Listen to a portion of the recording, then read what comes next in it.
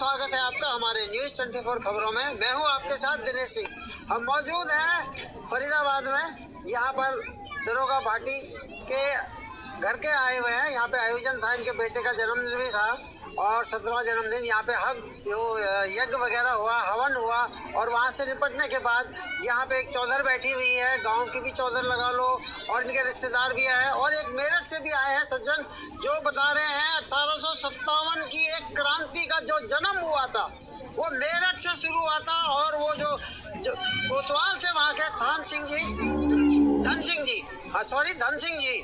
धन सिंह जी चपराना, वो चपराना गोत्र है, उन्हीं के से है। आप पहले उनसे बात करेंगे, फिर हरी भाई दरोगा भाटी जी बैठे हुए उनसे भी बात करेंगे। सबसे पहले आपसे बात करें, अपना परिचय बताइए आप। मेरा नाम है कृष्णपाल चपराना गुजर है जी। मैं मेरठ में उधर भी देखते रहो, बात करते रहो। बड़ी बावटी गाँव है मेरा, पांचली के पास है, मेरठ में आता हूँ जी। और मैं वहाँ रहता हूँ। और 1857 के बारे में शुरू करा मैंने 1992 से काम जी। हालांकि 82 से काम कर रहा था मैं दूध इतिहास का, लेकिन 92 से मैंने धन सिंह कोतवाल के लिए काम करा। तो 1981 में मुझको हरी दरोगा जी पहलवान जी मुझको दिल्ली में मिले, वहीं पे जहाँ मेरी शादी थी। मेरी जहाँ शादी हुई है वहाँ की इनकी माँ थी, वहाँ कैसोया गोत्र की थी, अलीगंज कुलन जी, अलीगंज से, और वहाँ पे दिल्ली में इंडिया गेट के पास है।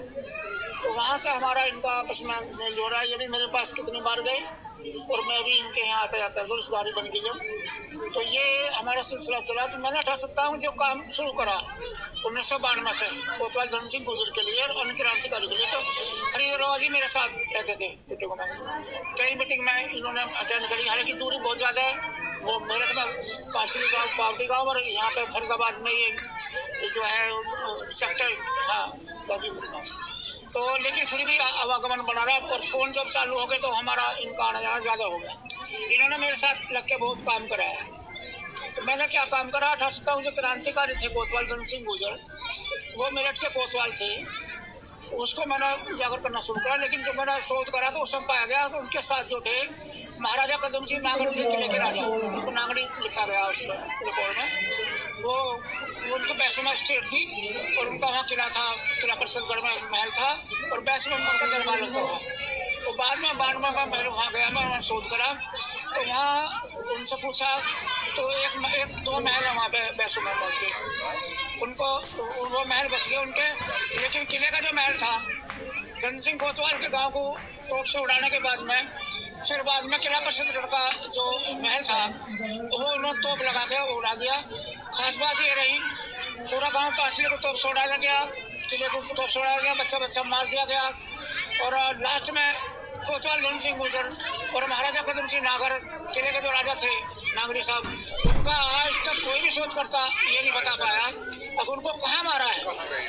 मुझे लगता है क्योंकि शोध मैंने भी करा है और लोग भी करे और उन्होंने करा है, मुझे लगता है कि अंडमान निकोबार जो द्वीप समूह है वहाँ ले जाकर उनको तड़पा तड़पा के मारा है, ऐसा मैं मतलब विश्वास है मेरा।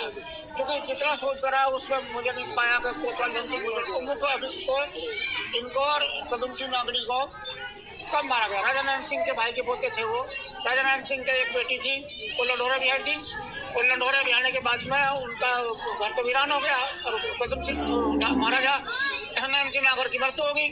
तो ईस्ट इंडिया कंपनी ने कानून बना रखा था, अब जिस राजा का कोई वारिस नहीं होगा, असली वारिस नहीं होगा, तो वो राज्य उसके नीचे अंडर में आ जाएगा ईस्ट इंडिया कंपनी के अंडर में। तो वो राज्य हड़प नीति बोलते थे हमारे लोग जो है, उसके उनको नहीं माना। तो जब नहीं माना तो उसके बाद में उन पर दबाव बनाया।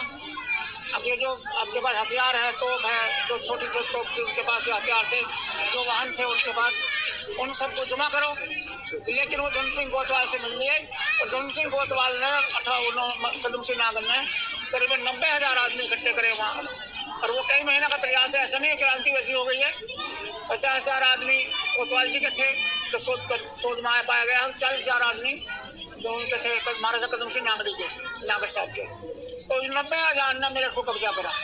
उसके बाद में फिर दूर दूर तक के लोग फिर भी आ गए, क्योंकि फिर तो वो इकट्ठे होकर मेरे पे कब्जा करके दिल्ली आए, फिर लाल किले पे कब्जा करा। लाल किले के बाद में कब्जा करने के बाद में शासन शुरू करा और से कुछ वो बनाएगी जो उनके मंत्रिमंडल बनाया गया, प्रधानमंत्री बनाया गया। लेकिन हुआ क्या, नाभा, जिंद और पटियाला 3 राज्य थे, उनके जो राजा थे वो अंग्रेज से मिल गए, हालांकि अंग्रेज भी उनके पास गए, दोनों को गठजोड़ हो गया। और चंद्रावल गांव जो पुराना गांव है वहाँ क्रांतिकारियों का और उन राजाओं का और इनका अंग्रेजों का, अंग्रेज राजा मतलब ईस्ट इंडिया कंपनी मतलब और ये हमारे ये राज्य थे नवाबी पंजाब के, ये सब एक हो गए और वो क्रांतिकारी पर टूट पड़े। उनके पास तो थी नहीं, क्रांतिकारी पास बंदूक थी, लाठी थे, डंडे थे, बल्लम थे, भाले थे, ये मैंने सोच में पाया गया।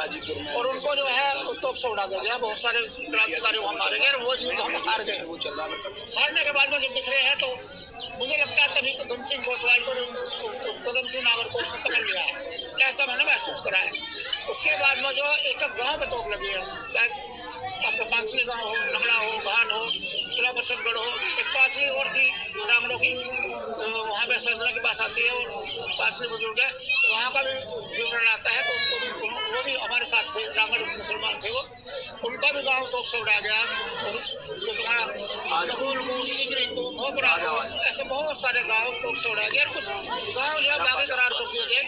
उस बागी करार करने में क्या हुआ, फिर वो 90 साल तक हमें वो यात्रा चलनी पड़ी, मतलब क्रिमिनल एक्ट में आ लिए, मतलब पूरी ट्राइब पे, पूरी नस्ल पे ही हमारी पे, गुजर के साथ साथ और भी जो साथी लगे उन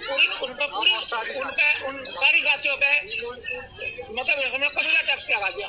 कबीला एक आतंकवादी से भी खतरनाक कोशिश कर दी। उनकी संपत्ति जब्त करने की दरोगा जी मैंने सोच में पाया, सारी संपत्ति जब्त करने की, उनके पशु भी छीन छीन के उनको दिया गया, जो मुखबर थे मुखबरों को दे दिया गया। माल हमारा जमीन का सबका एक पांचली गांव के पास एक मल्याना गांव है, उसको 52,000 बीघा की जमीन पांचली गांव की छीन के दी गई। जी तो तीसरे कौन से राजा